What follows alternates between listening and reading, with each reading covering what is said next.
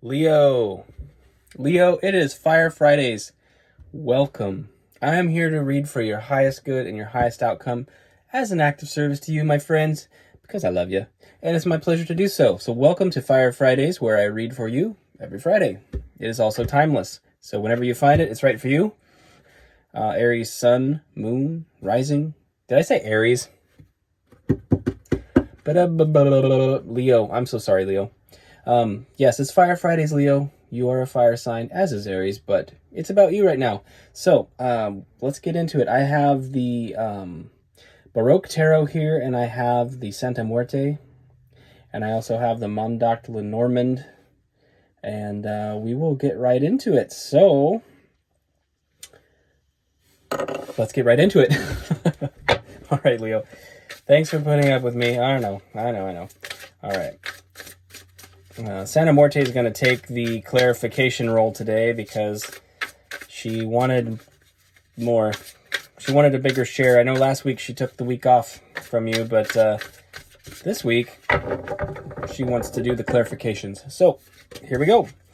Okay, we have the Five of Swords. Kicking it off with the Five of Swords. There's some conflict there. We have the Emperor. Dun, dun, dun, dun. Okay, and we got the Queen of Cups. Okay, Emperor, Queen of Cups, Five of Swords. Underlying the deck is the Ten of Cups. Huh. Okay.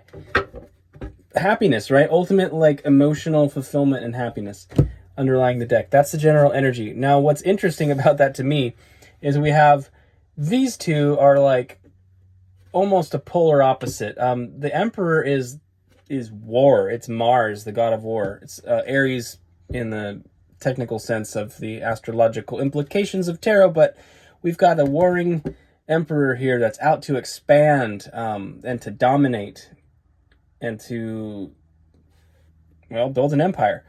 We have the Queen of Cups, who is nurturing and motherly and emotionally pouring out into people. So we have a fire sign and a water sign here. Leo, you could be in this Emperor energy. You may have a water sign that's a significant part of your life. It's also, like I said, just a funny juxtaposition. So there may be something that's shifted. You're stepping into your Emperor energy. Maybe Leo, I know Leo, traditionally speaking, Leos are pretty outgoing and everything, right? You're ruled by the sun. That is a definitively masculine energy in the sense that we use those descriptors. But you may have a real soft side to you, Leo. And maybe I think with this Five of Swords, this is these are harsh words being exchanged, that can cause separations. And I think maybe you cut something out of your life. There was the warring side of you kind of made a change and did something here. Ultimately, I feel like it was good. I mean, with the Ten of Cups there, I think you've made a change for the better for many of you. I'm not sure, though. Actually, I'm a little hesitant on that, just to speak that quickly. Could be that you had some of you had a blowout with your partner that is a water sign, perhaps. I don't know. But we'll get some clarification now. Let's see which way that's meant to go. I feel like it could go either way. I don't quite have the story yet, so. All right, regarding the Five of Swords for you, Leo, let's get right into it. Okay, Three of Cups, friendships. This is celebrating with friends, Anyway, collaborative energy here. There's multiple people here. There's three people on the Five of Swords card as well, So that's interesting. We have the Nine of Swords. There's a lot of mental anguish, confusion, different things going on here. And we've got the Ten of Swords. A definitive ending. Done, over with, stick a fork in it, stick a sword in it. Underlying the energy here is the King of Cups. Oh, okay. So we have the King and Queen of Cups here, and the Emperor. And three people. And a 9 and 10 of swords. Okay. Well, if this is your story, you probably already know it. Something significant could have happened. I'm not really too keen on tarot drama readings. I don't. If that's what's necessary, I'll do it, but it's not my favorite. This does feel a little sus. It feels a little sus, though. You might feel it too. I mean, 9 of Swords is like really being stuck up in your head and caught up in something, right? And having this this fear and anguish. The 9 of Swords is almost more difficult than the 10 of Swords. Like the 10 of Swords is like something is done and over with. At least you can begin the healing process. But the 9 of Swords is like the anticipation of that ending. It can be so difficult. There is 3 characters: King, Queen of Cups, and an Emperor. There's 3 people in the 5 of Swords. There's 3 people in the 3 of Cups. A friend group. I think there's a lot of fear. There's a lot of fear over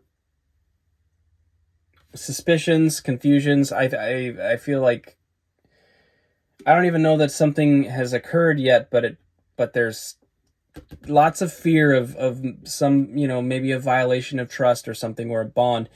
Word is our bond. This 9 of Swords is very interesting because it's basically a minister there. They have the collar and the book, right? The orthodoxy or the authority. It's almost like the Hierophant energy, only with all of the cognitive dissonance that goes along with that. When you have a set of rules and life isn't really meshing with it, and there's that, that creation of cognitive dissonance. Something doesn't feel right to you. Something doesn't feel right to you. And there's an ending going on. I could swear, did I read for you last week like this? Did I read for you like this? I feel like I did. I feel like there was something last week about something along the lines of infidelity. Different decks, too. I know I didn't use Santa Muerte last week, so I don't know. Okay, something serious is going on with you, Leo. You know what it is. I guess there's something going on here. All right, the Emperor. Regarding the Emperor, we have the 9 of Pentacles that came out a minute ago, and I just had to take a minute and communicate these other things. Yeah, 9 of Pentacles. This is normally like enjoying the fruits of your labor. And 9 of Pentacles is about an abundance, kind of an individualistic mindset, but it's about abundance. That's really interesting. Okay, so the Emperor is very much enjoying their abundance right now.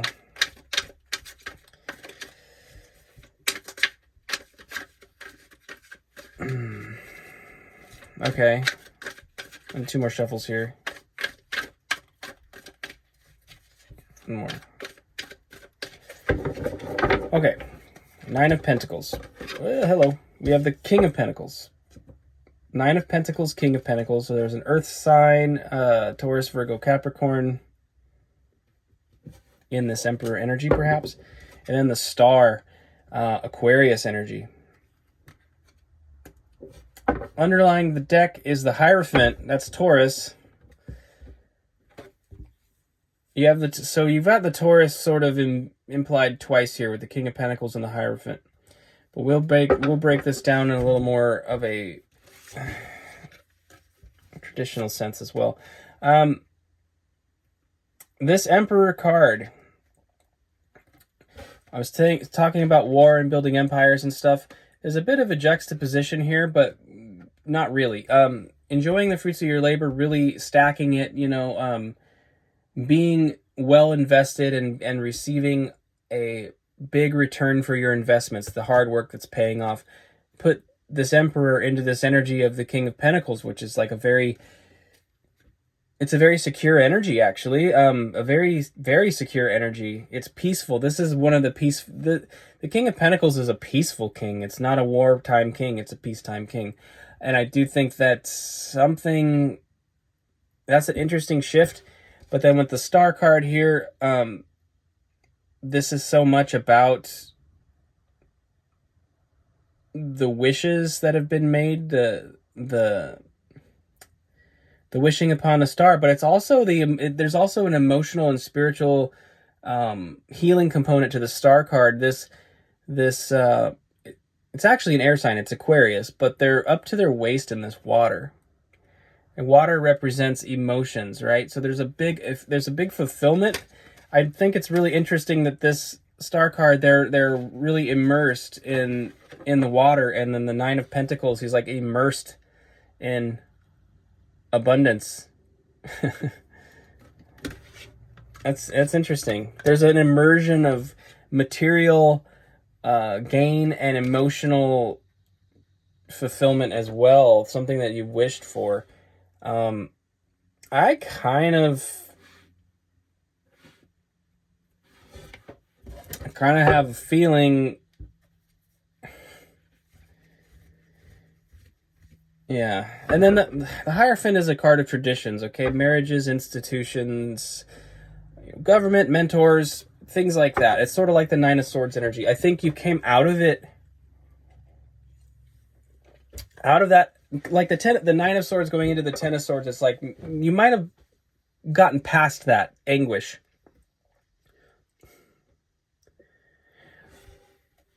It's super literal, but I feel like somebody out there interjected. They followed their heart and maybe even put themselves in a third-party position to go after who they felt was their soulmate or something. And I mean, again, no judgment here, but I feel like it's maybe paying off. And I'm not very comfortable saying that, to be honest, because that doesn't feel very moral to me. I do think it's interesting we had the Hierophant and then that Nine of Swords being conveyed as a priest, right? There is sort of an authority and an orthodoxy that's being implied. I think that is being rejected, Leo. I mean, and now that I'm thinking about last week's, if I remember correctly, I think there was something going on with you.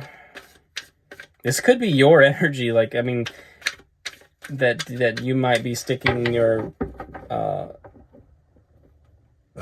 don't want to say that, God, sticking your fingers into somewhere it doesn't belong. Okay, I said it. Go ahead, giggle, get it out of your system. Okay, let's clarify this Queen of Cups. Leo, this is a very, very specific and bizarre reading, and I guess for those of you that is not resonating for, it's understandable. Maybe check your other, moon and rising. Maybe there's something there. There was overlap.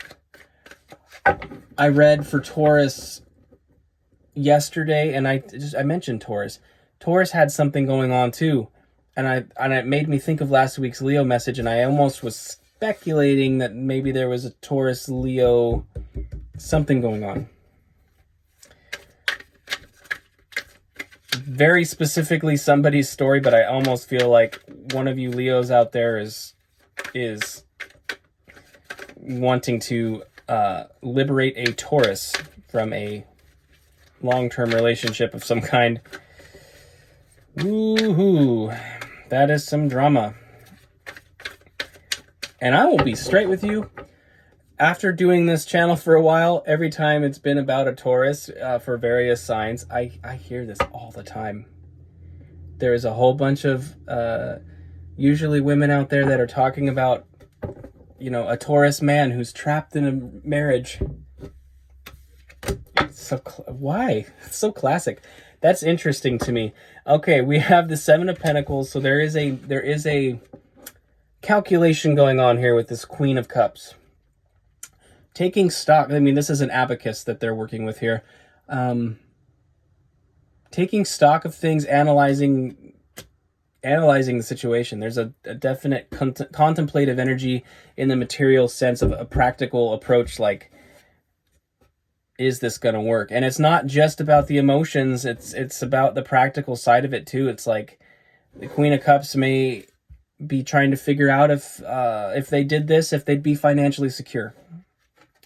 Obviously, leaving a marriage, especially, is financially very costly. Costs a lot. You know, at best, you're probably going to lose half your shit, right? Obviously, that all depends. Obviously. We have the Empress here. Again, Taurus. Usually Taurus or Virgo people associate this card with. I know in the traditional, I don't know, take it as it resonates. There's another Earth energy here, though. But it's also just an energy of, like, all four queens being embodied. So this Queen of Cups individual is taking all of those feminine aspects into account. And we have the King of Cups, again. Was on the bottom earlier. King of Cups again. There's a counterpart energy here between the Queen and King of Cups. And an Emperor. I'm... and an Emperor. Look at... Here's the Emperor. There's the Emperor. So the Empress, the Emperor, the Queen of Cups, the King of Cups. Wow. Okay, Leo, I mean, take it as it resonates. I think the last one was something just about, at the end of the day, you have to follow your heart. And it's like, I don't know what else to say. You know, we get into these lines of orthodox thinking, and it's hard for me to just say, yeah, go ahead and, you know, leave a marriage or attempt to destroy one. It's terrible. It's really not comfortable for me to say that, but there's something deeply connected here with you and another person. Maybe an earth sign, or obviously earth and water we have pretty strongly. Now we're all about the Pentacles. I don't know what's going on here. So our potential outcome line, we've got the Four of Pentacles, the Three of Pentacles. I'm going to do one more shuffle for you. Huh. Wowee. Wow. I don't say wowee ever. Why would I say wowee? That's so weird. And the Hermit. Virgo, by the way. So Taurus and Virgo, certainly prominent here. Knight of Swords is underlying the deck. The Knight of Swords is the fastest moving knight in the deck. He's the gung-ho guy. He's the, what's that meme? The Leroy Jenkins meme. I don't know if you remember that. The guy would just charge into battle. Leroy! You know. This is, swiftness. Lord of Swiftness. This is a hasty motion. There's risk involved in hasty motions, okay? Understand that. What we have, this combination, this Four of Pentacles and this Hermit, is like deep soul searching. There's a lot of fear and hesitation around this circumstance that you're contemplating. I believe that because we talked about this last week, and I'm reading the same thing again. Hear that siren?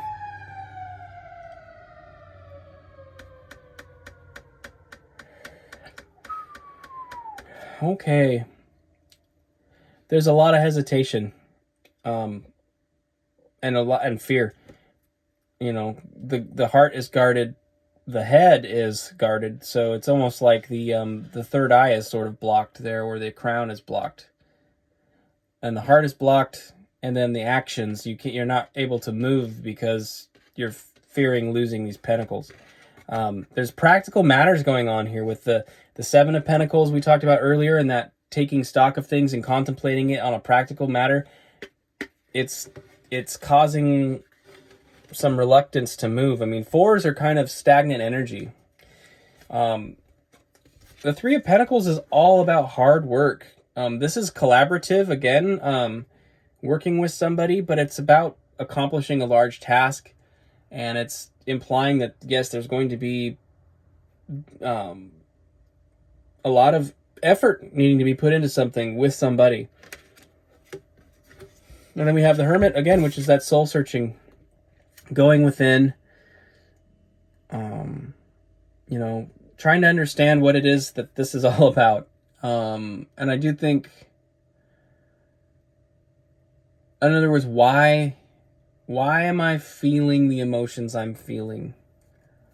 You know, what is it about this situation that is pulling at me to do something so brash? You know, it's going to require some soul searching, Leo. It really is. If this is something that's ongoing, if it's like an affair that's already underway or something like that,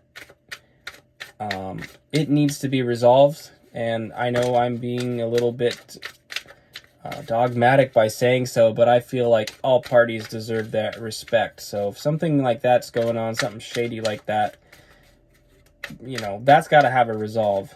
If you're already in the middle of something like that, then please just either knock it off or sort it out, you know, because that respect is necessary. Now I'm getting 3 cards of advice, Leo, from the Lenormand here. We're going to see what they could say for us. This is an expansion Lenormand, so there's a lot of non-traditional things going on.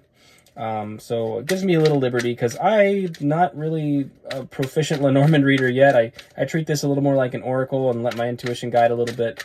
But I am learning, and it seems to be working with me. So we'll get into it. Okay, we have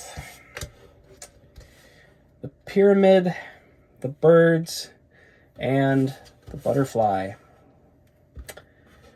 Okay, this is deep-rooted. This is ancient wisdom, deep-rooted. With the birds here, the birds is like really a card of communication, but also it's a card implying a couple. You know, these 2 owls. Basically, this can talk about true connections and true couple soulmates. It's got a past life energy to it. This connection is deep. It's deep, and that's really interesting too.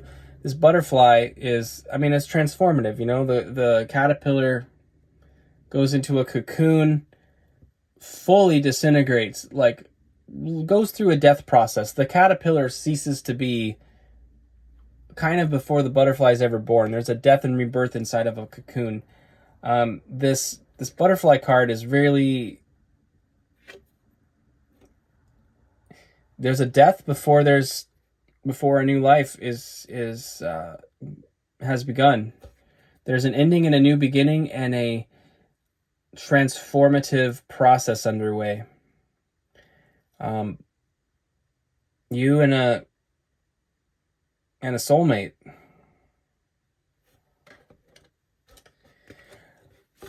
This is an uncomfortable message for me to deliver. I'm not gonna lie.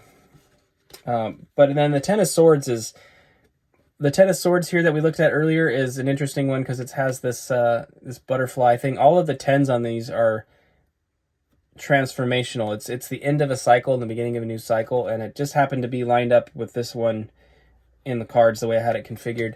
Leo, I think that there is something going on here that is profoundly deep, that you are probably really, really torn up about, because there's something about it it's going to involve a lot of pain and some death to rebirth something else. But it's some kind of past life connection, you know, with a soulmate.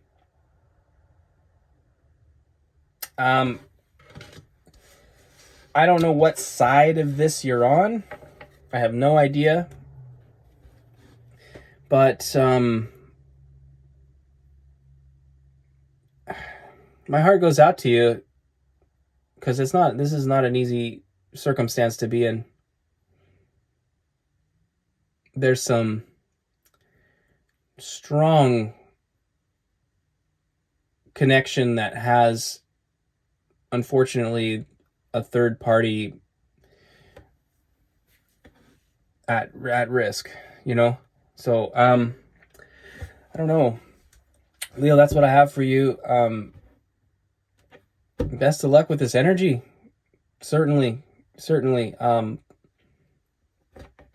You're gonna have to really go within and think on this. It's not a small deal, it's a big deal. So, all right, my friends, take care. I hope to see you next Friday for Fire Fridays. If this resonated and you're not subscribed, please consider subscribing. I don't always deliver messages like this, I promise you that. It's usually much more upbeat, but some of you are going through something really serious here, so it needed to be addressed.